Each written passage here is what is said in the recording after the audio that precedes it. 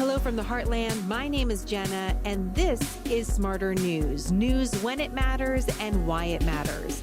Our Smarter series features unique people who help us think and live smarter.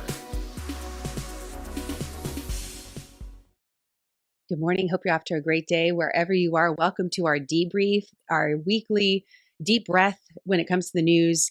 So we take a little bit of the week and set it aside for a digestion. You know, if Smarter News is like the best tapas restaurant you've ever been to, and that's the goal for it.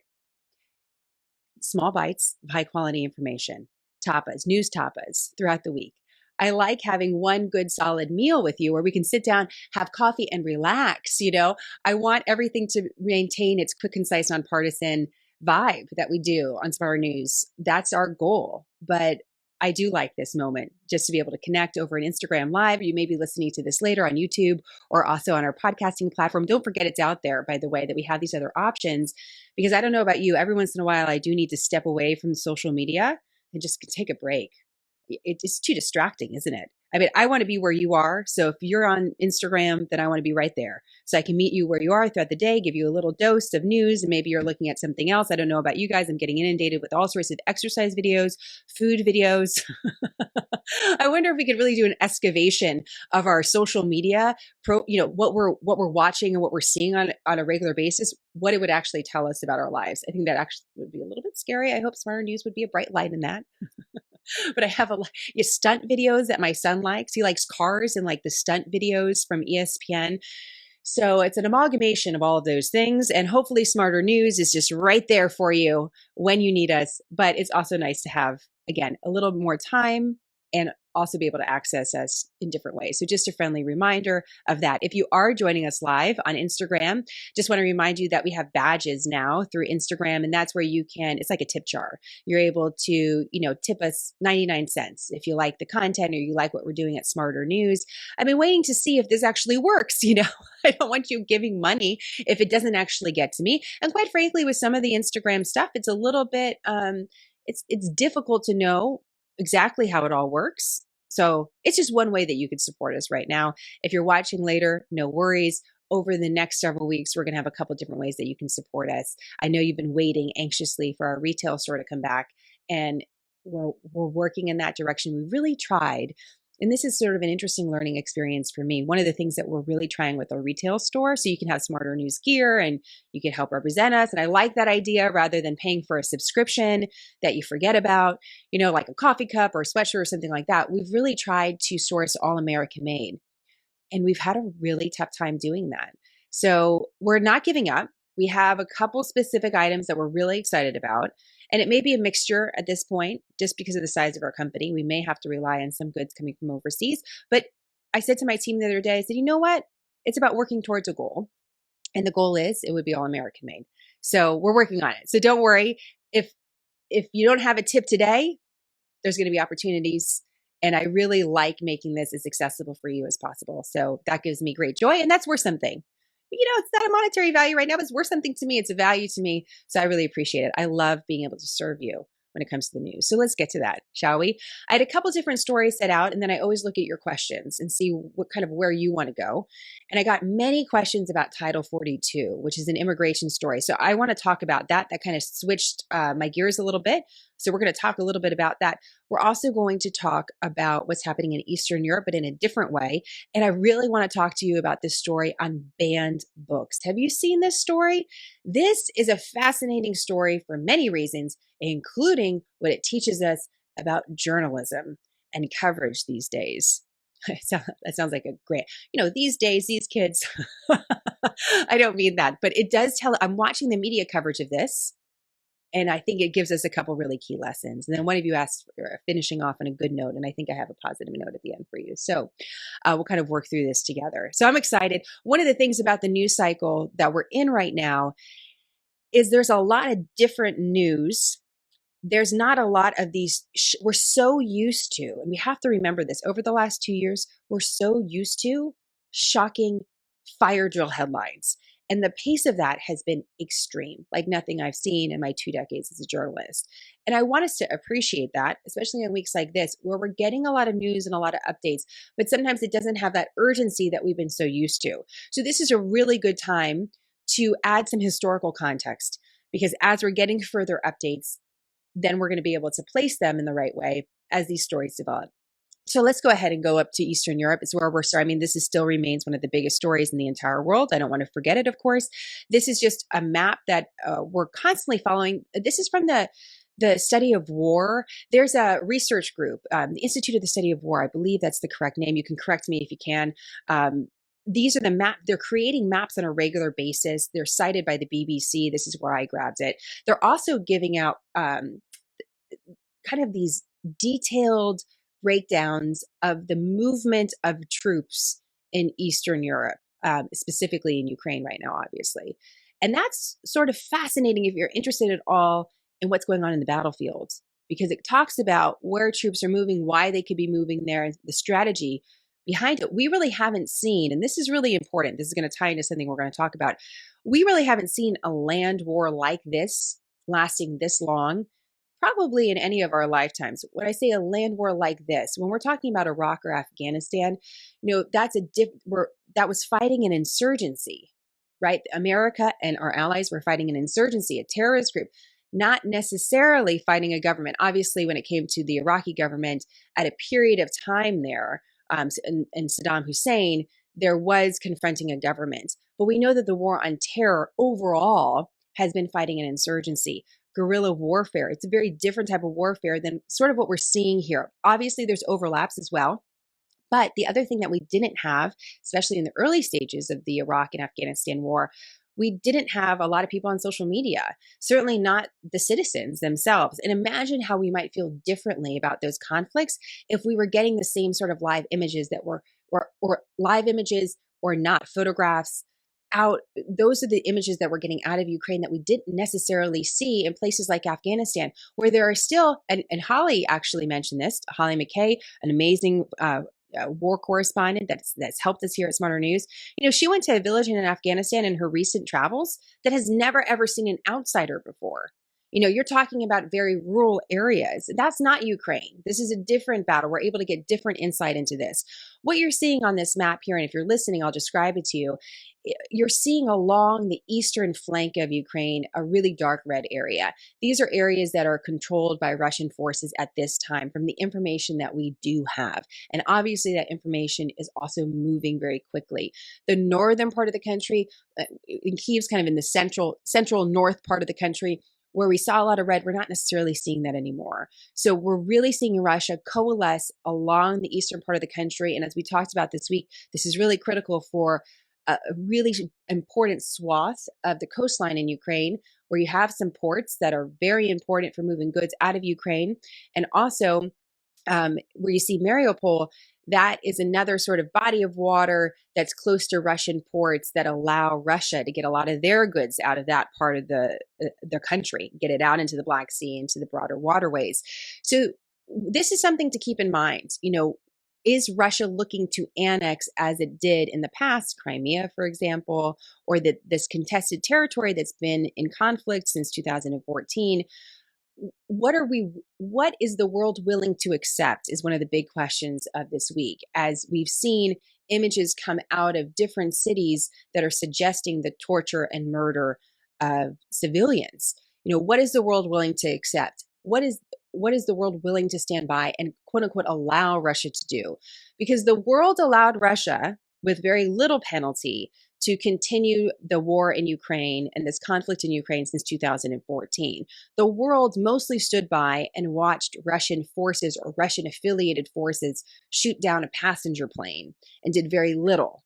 So this is going to be the question of this story moving forward, about what is the world willing to accept. Yes, we've seen new sanctions this week, but will that actually lead to a change in behavior? And so that's going to be one of the big questions for Ukraine. I wanted to kind of take a big step back, and this is where we get some historical context here.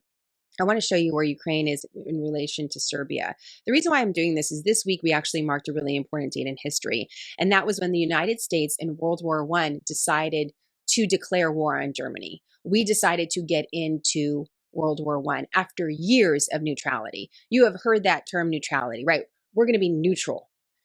Well, that's the United States. We tried to do that in World War I. And the reason why I'm showing you this map is the events that kicked off World War I back in 1914 was an assassination of a government official, to kind of just broad strokes, in the what's now Serbia, what was Serbia at the time. You had some different, countries were moving and evolving. Germany was sort of this emerging country at the time too. And so all of those events in World War I were really kicked off. The dominoes started to fall by what was happening in Eastern Europe. And I just wanted to show it to you on a map because that's been a big question that many of you have asked.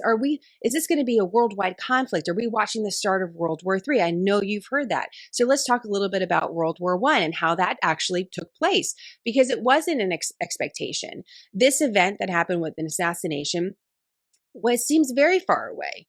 And it led to a series of events that were sort of unexpected and moves by different countries to prepare for conflict rather than necessarily totally engage in it. It was the anticipation of more conflict to come that eventually led to some of that conflict. I'm not saying that's wrong, but it was the way that countries were anticipating what they would need to do and who they would need to fight and what borders they would need to secure that eventually sort of led to this broader worldwide conflict.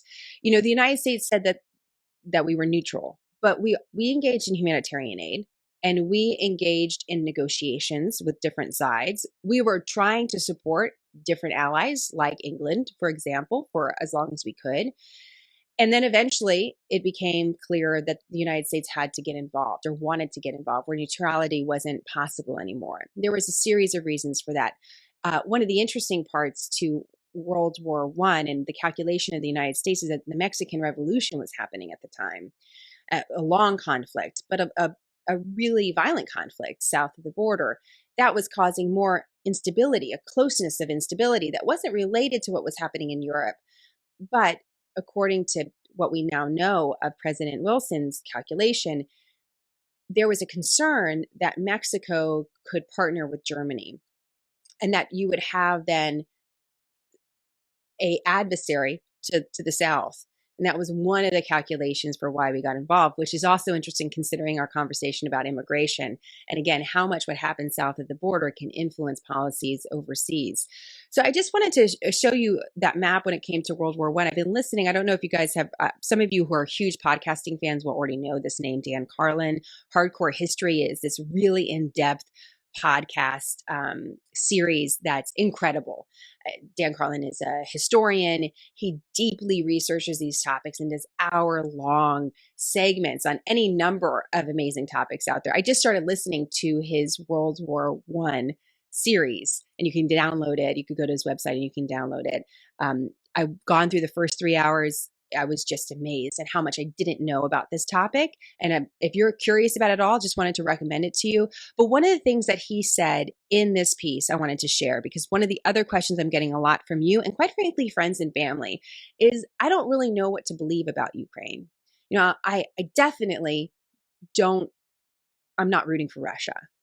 However, I don't really understand what's really going on and what to believe. And I'm feeling a little unsure on that. And I want you to know that you can ask questions here. I think in some cases it feels sort of like terrible to ask that question because you know that there's innocent people that are being hurt by this. But the broader question of what's actually happening on the ground is a tough one because we know that there's a lot of foreign journalists that have had to withdraw from the country because of the violence there. We do know some are still present, but a lot of them are also working with the Ukrainian governments because of security issues in order to travel to areas where there are these reported atrocities. Oftentimes they're going with government officials, handlers that are trying to secure your travel, but also showing you certain things. So you have to consider that. And so one of the things that Dan Carlin said, and really resonated with me, I wanted to share with you, is he was talking about what was happening in the early stages of World War I with Germany and Belgium. And he was talking about how Germany got this reputation of being violent and of atrocities themselves in World War I. And he said something like this. He said that it is true that atrocities did happen, It is also true that atrocities were used as propaganda. And both things can be true at the same time. There can be atrocities that are taking place and horrible things that are happening to people on the ground that are 100% true. And it could also be true that the other opposing side is going to magnify this in a way to get support. And by the way, natural thing to do. This word propaganda feels it has like that negative connotation, kind of like that icky connotation, like, ooh, propaganda. Ooh, I don't want to be swayed by propaganda. Well, there is active propaganda by governments that are putting out a message. Another word for propaganda is effective messaging. They're trying to give effective messaging about their particular side of the conflict. Some of that is happening in Ukraine. Obviously, that's a very natural thing to have done. Not necessarily exaggerate, because I think when we hear propaganda, we think of intentional exaggeration, but there certainly is highlighting of all sorts of issues. And Ukraine has a unique set of skills for this, because Ukraine has been really an interesting economy, a tech economy, very savvy when it comes to tech. And we're seeing that in the Ukrainian government too, how they're able to get out videos and photos and to really let the world know what's happening in a country far, far away. There are double-edged swords to that, because it is difficult as a journalist to verify what's actually happening. And you are hearing that from government officials as well. We want to verify what happened on the ground. And that leads to sort of that feeling of uncertainty of, do we really know what's happening? So I'm still relying, just so you know how I'm dealing with this information, I'm still relying very much on photojournalists that are on the ground, that I've followed for a long time, that I know their work and can appreciate what they're doing and believe them, quite frankly, know them to be solid reporters. I think that's the best thing we can do right now. There's nothing to suggest that anything we're seeing out of Ukraine at this very time, there's no evidence to suggest that any of it is over exaggerated or over highlighted by the Ukrainian government. But we're also in this strange place, and this is where it gets very difficult for conflicts anywhere, Afghanistan included with the Taliban taking over and cracking down on some media. I always worry not necessarily in the early stages of a conflict, whether or not we're getting reliable information. It's in the weeks and months that follow, when everything sort of goes dark and quiet, and you have fewer voices that can really report to you what's happening when it comes to the news. And with this sort of, I don't know, this kind of slowdown of news coming from Ukraine, the Russian forces moving to the east, a certain part of the country being focused on, we're in that period where there's, now we're in areas even further removed from the capital, even harder to get information from. And I worry about that, because it is difficult to get really good, solid, independent reporting. And that's where we are in this conflict. So we have to be open-minded, but also keep our eyes open too, as to what we're watching and seeing. And I hope that's helpful. So for me, when I'm looking at it, I'm really trying, if you're hearing me do my own reporting, if we see or get something from the Ukrainian government, I say the Ukrainian government says this, or the Ukrainian government has shown this, or this reporter has shown this. And by the way, Russia already also says this. Russia denies this, or says it's staged, or any of these things that, again, we don't have evidence for, but we need to hear both sides so that we have it at this time, and we'll continue to watch this conflict. Does anyone have any questions about what's happening in Ukraine and Russia before we move on? I'm happy to take any of them. This is a great comment, Pippa. Thank you so much. She said, and this is really the bottom line. You guys are so great at this. Just sad for the citizens of both countries. That's the comment. And that really sums it up. Because in the middle of all of this, politics, foreign policy, government, media, there's innocent people, regular people like you and me, that are just trying to navigate this. And we're continuing to see the refugee numbers go up. My friend, Connell McShane, who is a news anchor, reporter, has an amazing career, radio, television. He's currently still working for Fox. We actually anchored together. He's in Hungary. I was watching one of his reports. He's been over there for a couple of weeks. And, he really gave some insight into what it looks like for the refugees coming into Hungary. And one of the things he said, I thought, that's such a good lesson for me. Thank you, Connell. Connell's always good at this stuff. He said, we have to remember that the refugee numbers we're hearing are all still estimates. All of it's still estimates. The numbers could be wildly higher. And it's not like anyone's going by and think about that. Is anyone standing there and tallying people? There's other priorities, getting them fed, getting them warm, getting them somewhere else, And so think about that. When you're hearing those numbers, I'm going to think about it now. More than 4 million people? but it could be a lot higher. So that's a little bit tip. I thought that was really, really important. So let me go ahead and move on then to what's going on with immigration as well, because I think this is also an equally important story to how America looks at itself in the world. What is our role when it comes to what's happening in Eastern Europe? What is our role when it comes to world conflict? And what is our role as a nation? What do we actually stand for? When we really dig deep into these conversations that we're having about foreign policy and military and all that, that's really who are we? And what are we going to do? I mean, that's a question for all of us on a regular basis, and it's also true about a country. So as you know, there's been a huge spike in what's happening at the U.S. southern border. And I'm just going to show you this chart just so we have a little bit of context. When someone is coming across the border and is encountered by, police, let's just say Border Patrol, they are not necessarily apprehended because they're not necessarily arrested or taken into government custody. In some cases, they're actually expelled. And the expulsion is something that we're going to be talking about.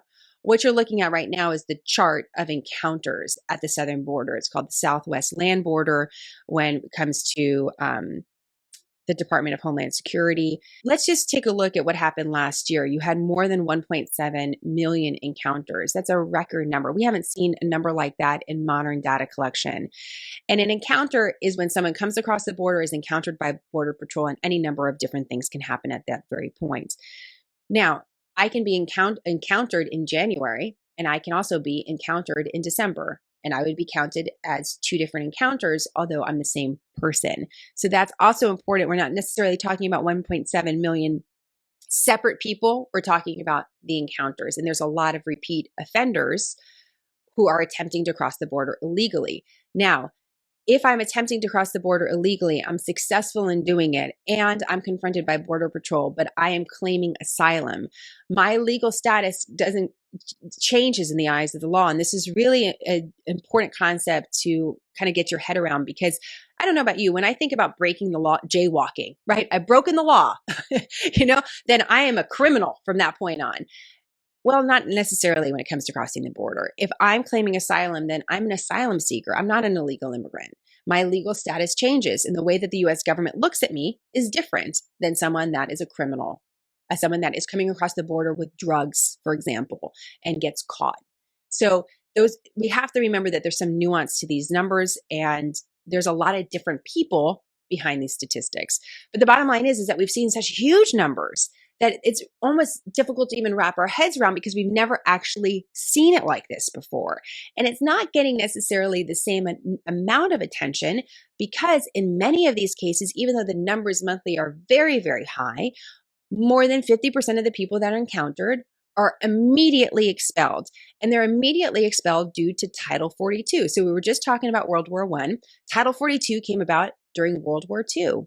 World War II comes around, and there is this basically this policy that's put in place that the United States says if anyone could be potentially bringing in an infectious disease or anything dangerous into the country, then they can be immediately turned around. It's whether person, property, it's kind of like a series of things. Just gives the United States in a state of emergency the ability to say, we're not accepting anything right now. That's it.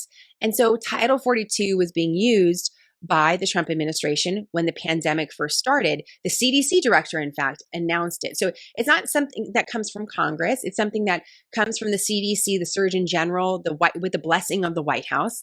And it's sort of this policy that can be put into place, and that has real effect because it empowered Border Patrol, Customs and Border Protection to immediately expel people without even necessarily considering asylum. Now, there are people that have been allowed to stay and are being considered for asylum. So it's not everybody, but let's say you're a single, I'm going to give you kind of like a stereotype profile. Okay. I'll give you two. Single man traveling in a group of 5 gets encountered, says that they're seeking asylum, but the guy next to him is traveling with narcotics. I mean, just wildly stereotyping and bringing this to the forefront. The Border Patrol could either arrest that person, or it could be like, you're expelled. Go back. We're going to just put you right back into Mexico. Even if you're not from Mexico, you're going on the other side of the border. Different scenario. a woman like me with 3 children traveling with a large group of 100 people gets confronted by Border Patrol, I say I'm fleeing from my city because I am being persecuted because of drug cartels in the area. They're targeting my family and our business. And so I'm fleeing for my life. Border Patrol, that, by the way, that may or may not qualify her for asylum.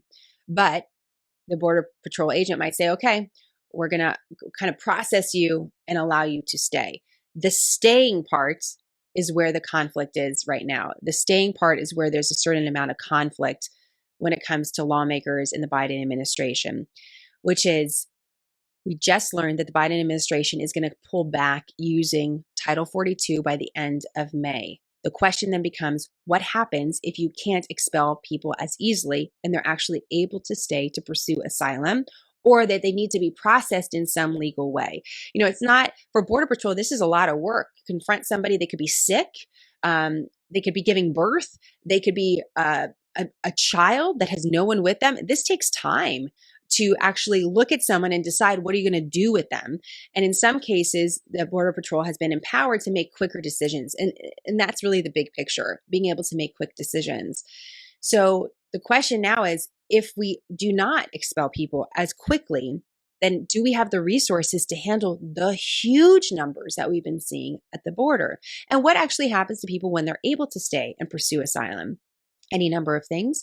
They could, let's go back to the woman traveling with her kids. Maybe she has a family in San Francisco like I do. And someone says, okay, your case is going to be looked at. You're going to be, here's a notice to appear in court. These are the things that you need to do. Go to your sisters in California. And then I can make my way myself sometimes if I have the means to do it.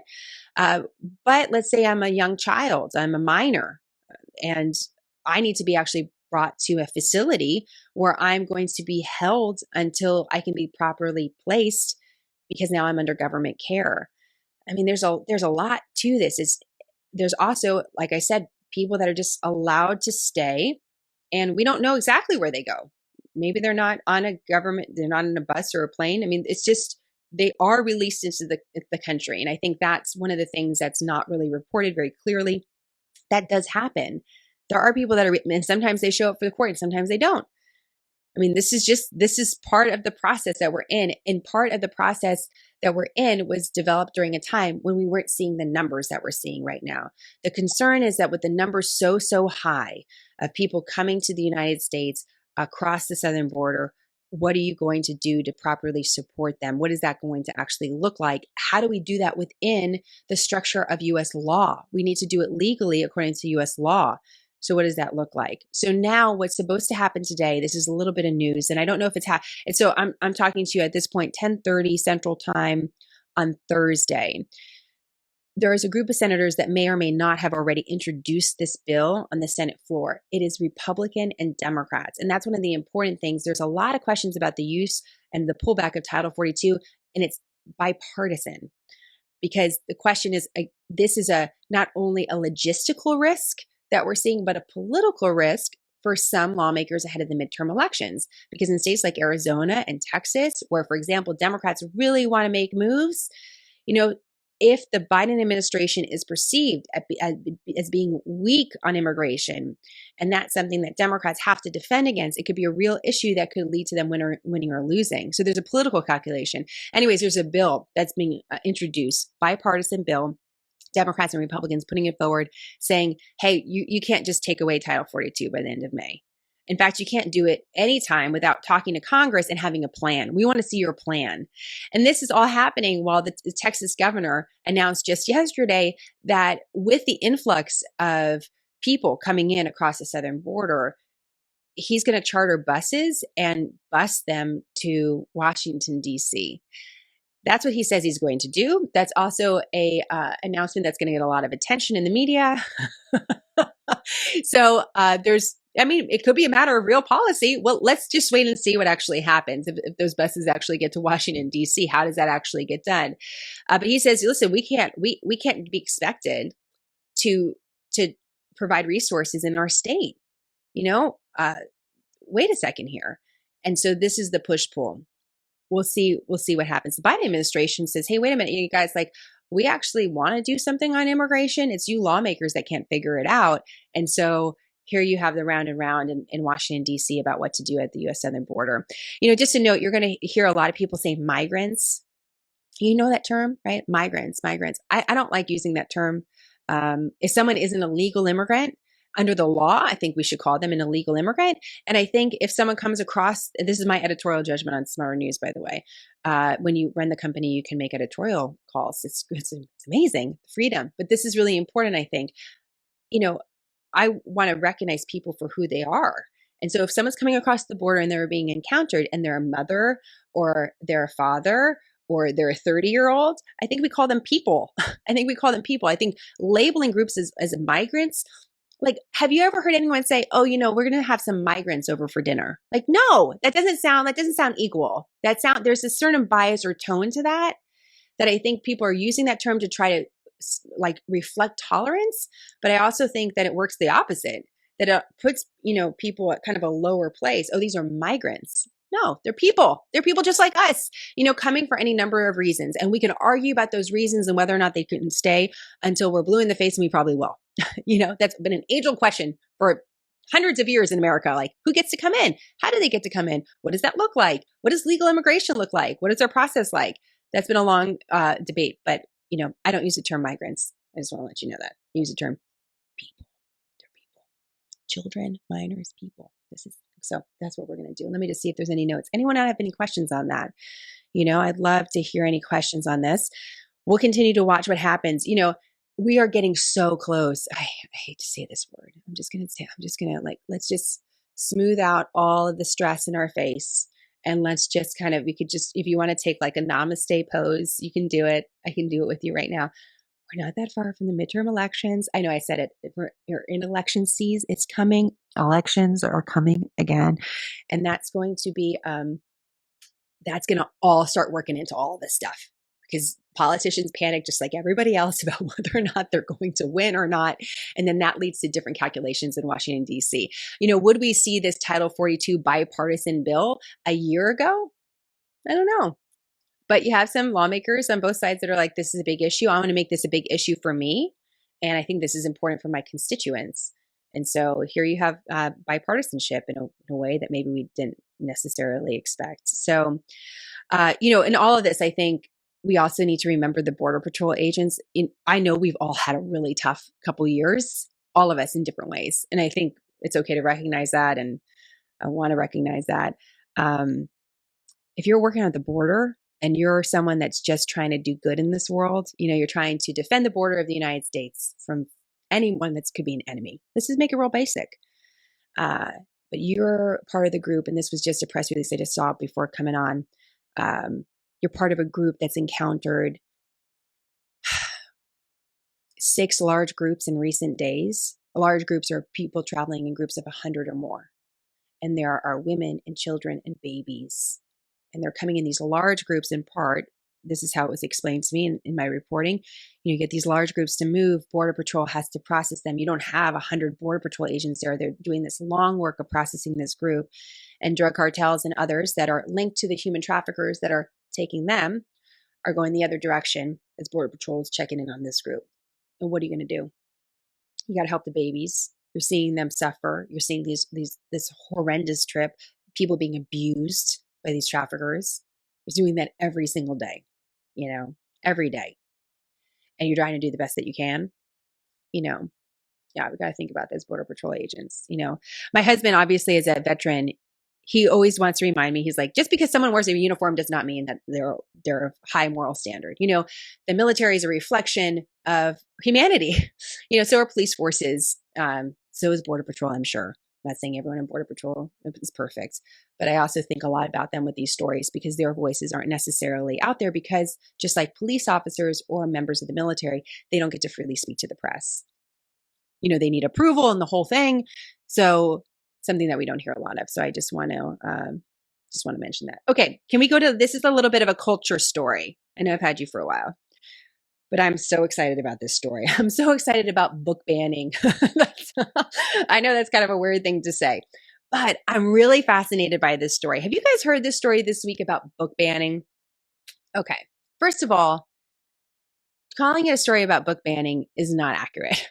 I shouldn't actually say that. It's part of the point. I'm hearing about this story about book banning and I'm getting all riled up. I love books. I love books. I love libraries, like the smell of libraries. I like bookstores, I like independent bookstores. I worked in an independent bookstore. I hope to write a book someday. I mean, I love books. I don't want any books to be banned. That's when it comes to freedom, right? Like you're either free or you're not. There's no degree, right? You can't just be sort of free. You can't sort of like one opinion or the other. You have to, it has to be open. So when I saw this, I'm like, what is happening here? Are we burning the books in the parking lot? Like what is going on? So here's what happened. There's actually news to this. So the American Library Association put out for Library Week their list of most challenged books. Most challenged, not banned, but most challenged. And I actually reached out to them because I wanted to get an understanding of like what actually puts you on that list. Is it someone like writing you a nasty letter about taking the book off your shelf? Like what actually puts you on that list? We don't really know. We just know that there's been challenges or requests made of librarians and they've compiled this list, which actually leads to one of the issues here. So this was a list looking at 2021. And again, in articles you're reading, it's banned books and censorship and, all these things. But when you look at the press release, these are the books that have been challenged at libraries. So, what are we like? What are we looking at? How many challenges? Well, the Library Association says 729 challenges. This is a nationwide group. And that matters is the context, the most that they've seen in 2 decades. And regularly, they could see a couple hundred challenges. Again, a challenge might include 2 books. So it's more books than that, but the challenges are just over 700. And that's a lot. This is also interesting in their press release. They say 90% of book challenges are not reported. So actually, 90% of book are not reported. And there's this was interesting, also kind of insight from NPR in their reporting of this. They said, people can take library books and hide them, and you can't track that. So if I don't like a book being on a shelf, I could take it and I could hide it in a different part of the library. And then that would be the inference was that's effectively banning the book because then no one can find the book. So again, I'm looking at this. I'm like, okay, so who made the challenges? Is there a quote? Like, is there a reason? Maybe I should what are the books? Who are they? Well, there's a couple. There's a top 10. I have that listed. I'll put this on the website so you can see it. And I'll put it underneath our video on the website and on YouTube so you can see it. Here's 2 examples. Gender Queer being one of them, a memoir. This other one, Sherman Alexie, famous Native American writer, prolific writer. This is for young adults. Why were they challenged? According to the Library Association, had to do with content. In one case of Gender Queer, it was also graphic images, explicit graphic images. Sherman Alexie, it was language that were being used. And so what you're seeing now is I wanted to know, can you not get these books? Like maybe the challenges to these books are so big, it's not even to libraries that, you can't get them. I don't know. Who knows? I'm not in the young adult section, so I'm just curious. Well, I can get both of these books on Amazon today. If I want to get them, I can get them on Amazon today. And so this is a great example of journalism, at work. When I'm looking across the New York Times, NPR, at the Library Association website as well, I'm not seeing anybody talk about why the book, raise their hand and say, I'm actually someone that challenged this book. And I think the voice of that person could be important, could not be important. Again, I don't love the idea of banning books, but according to the actual press release, there's challenges to the books. There's no banning yet. You see what I'm saying? So then I also asked the Library Association, are any books actually banned? Is there a book in that the library says, we're not carrying this book. American libraries will not carry this book. I'll let you know if I get an answer from that. In fact, I should put up my computer while if you have any questions. I'm just curious. And let me give you an example. I thought to myself last night, well, what book would I ban? I think in the past, is there any books? And we know that even books like Huckleberry Finn were very controversial, at one time and still can be. So, what I want to know the specifics. I don't want to just hear explicit. I want to understand really why. And if someone's challenging it, what are their reasons? Do they want it moved out of the young adult section to the adult section? What are the actual reasons? And if you can get it on Amazon and get it in bookstores, does it matter? And that's a question I'm posing to you. I love libraries, but it seems like a lot of people are on Amazon, and I'm just curious about that. So is it banning books if it's only happening in the library? I don't know. The Library Association also said that most of the books dealt with gender and race, and because of that, that very specific qualification for these books, again, I wanted to hear from someone who's challenged the books to understand, is that the reason that they challenge them? Because if it is, let's bring it out into the light of day and really find out. And so I'm waiting for that. So if you are out there and you challenge these books, I need to hear from you, because I'm not hearing from you at all in any of these news reports. And I am going to get fired up about banned books, but I can't get fired up if none of them are actually banned yet. I just think this is such a great example of a story that gets a lot of attention, that you're like, wait a minute, are any of them actually banned? So here's the book that I did come up with, and it's not even a book, it's a magazine. So Al-Qaeda put out this, what a turn, right? Oh, my brain. Al-Qaeda puts out this magazine. It's done this online magazine called Inspire. Don't go looking up, because you could get, rolled up by the feds. So just a warning. Inspire puts out this a magazine. By the way, it's not a warning. You can actually find some of them. I've used them in my reporting, because in some cases, this magazine will teach you how to build a bomb. It'll teach you how to commit terrorism.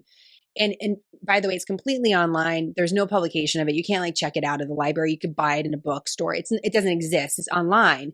But I thought to myself, well, if it was in print, I'd probably have an issue with having it accessible in the library. But then I thought, should I have an issue? Because anybody can just Google it online. So maybe it doesn't. Maybe we really need to protect the libraries. It's free space. And by the way, if someone checks it out, we're going to get their name. You got to think. I don't know. I don't know what the right thing is. The other side of this too, which is, again, I don't know enough about libraries. So if you're a librarian watching this, I want to get you. If you're a library technician, first of all, fangirling all over that. Want to know everything about what it's like to work in a lot. I think it's amazing. Loved working in a bookstore, one of my favorite jobs. I just want to understand, if it is all taxpayer funded, then do taxpayers have a say in what actually goes in them? And that's another question. So anyways, guys, I thought that was a really interesting story. And this is interesting. Carol's asking, would you please talk about banning versus challenging books in relation to legislatures and school boards? That's a great question. I'm going to have to dig a little deeper. I'm fascinated by this story, because you know how sensitive I am about censorship. I believe more light, more opinions. The more that you try to cramp down on different schools of thought, then the less of kind of a full conversation we're having, which means the less that we can be challenged ourselves to be very confident in our beliefs. You can be more confident in your beliefs when you can consider all sorts of different sides of a story. So I know this is happening. This is an issue for school boards. I also know that there are some bookstores out there that are making it they're really pushing hard into the quote unquote banned books area as a part of their marketing, to say, hey, we're going to hold all the banned books, all the challenged books, all the people that are on the fringes, and we're going to put up a big wall and you could buy them all here. So there's a lot to this. But what are we actually challenging? And is it worthy of a challenge that we don't know about? I'm curious. And maybe I just have to read all those books. So anyways, I thought it was a very cool story when you think about all the information that we have access to online. But there's still something about books. And I still have such a passion for books and picking up a book and actually reading it, versus being online. I wonder if my kids will feel the same way about that. It'd be so sad to me if they don't. They have a huge book collection. It's the one area where, they have too many things in general, but with books, I want them to love them, and I want them to read them and be surrounded by words and be surrounded by storytelling. And so I'm a daughter of an elementary school teacher. So I claim that as a total excuse for buying too many books, keeping them in stacks, and then slowly getting through them. But I'm trying really hard. I'm trying really hard to be a more active reader myself, because if I'm requiring it of my kids, I think they need to actually see me reading not just reading a book. So, this is a great question. Does this mean that these books are being banned from school curriculum? That's the question. I don't know what this means. That's my point. This is a news story this week that's been circulating as part of like a cultural war, right? People are trying to ban these books that have to do with gender and race. And look at this. Look at how intolerant these people are. These people, we don't actually know. We need to know more about this. Are these books actually being banned by curriculum? Maybe in some places. So I'm gonna have to do better research on this. Oh, I love this. Some of my best memories as a child were trips to the library every Saturday. I love this too. I could read anything I wanted. I let my kids do this too, but we talked about what we read as well. So can I tell you guys, let me show you something. I'm going to show you a personal picture. Don't do this very often, but let me see if I can pull this up, and then we're going to finish with a really fun note. So this weekend, I was able to stop by. Man, you should see my phone, by the way, because I do so much of Smarter News. It's just so embarrassing. Every once in a while, I have to pull out my phone and, look something up in front of someone. And it's basically just repeated selfies of myself because of everything I'm doing through Smarter News. But this picture will be worth it. Hold on. It's amazing. It's Instagram worthy. Let me go and pull this up. This is my 2-year-old in Ryan Holiday's bookstore in Bastrop, Texas. Bastrop is a little, I don't even say it's a little town. It's actually quite a big area right outside of Austin if you're traveling towards Houston. So you're going more in the direction of East Texas if you're going this way. And Ryan Holiday's this famous author, podcaster. This is his bookstore. He opened up this bookstore in a historic building.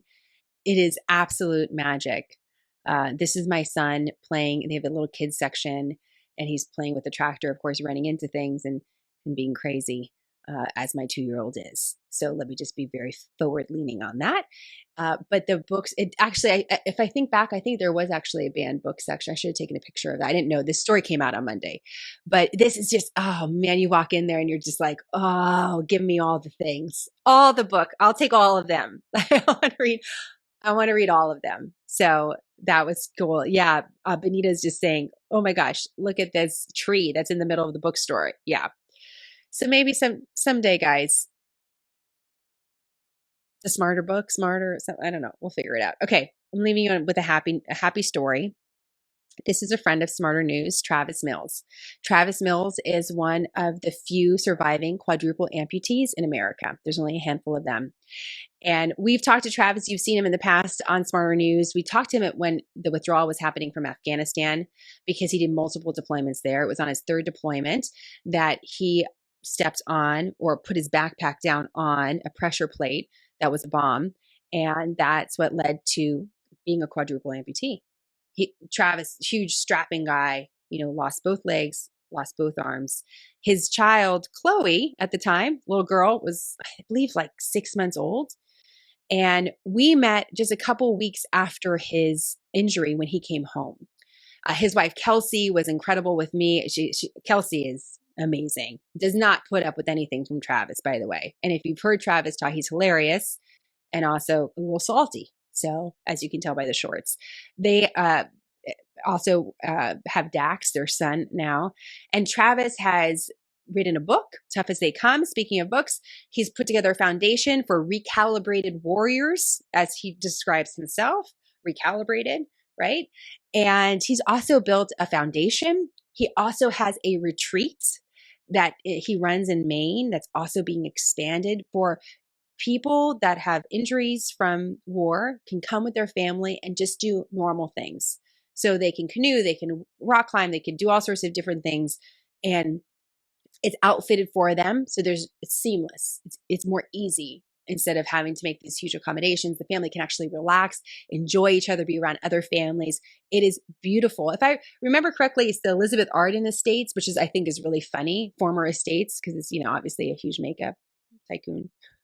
But Travis will tell you it's his moneymaker, his face that gets him through everything. And he's right. Because he gets a lot of he gets away with a lot of things, including speeding tickets, which we've talked about with him as well. I'm going to just expose this. And yes, Lynn, he also runs a restaurant. He's a fascinating dude.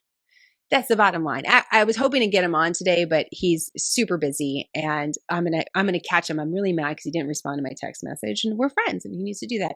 Anyhow, here's what needs to know. Sunday is April 10th. That is the day that he was injured in Afghanistan, and so the family celebrates it as his alive day, because it's the day that, yes, he was injured, but it's the day that he survived. It's the day that he survived. So if you're looking for inspiration, if you're looking to do something good, I would go check out travismills.org. Check him out online as well. It's SSG, Staff Sergeant Travis Mills, on Instagram. And you can catch his hilarity and his personality. But you also have a clear way to support, if you'd like to, in honor of his Alive Day, because he's doing amazing things and, has used, I don't want to say used is not the right word. He has acknowledged that what happened to him on April 10th, 2012 is part of his broader story. It's part of his broader story. So it was the beginning of a chapter, and that chapter and that story is very much continuing. So anyways, I just want you guys, anytime you see Travis, you can't help but smile.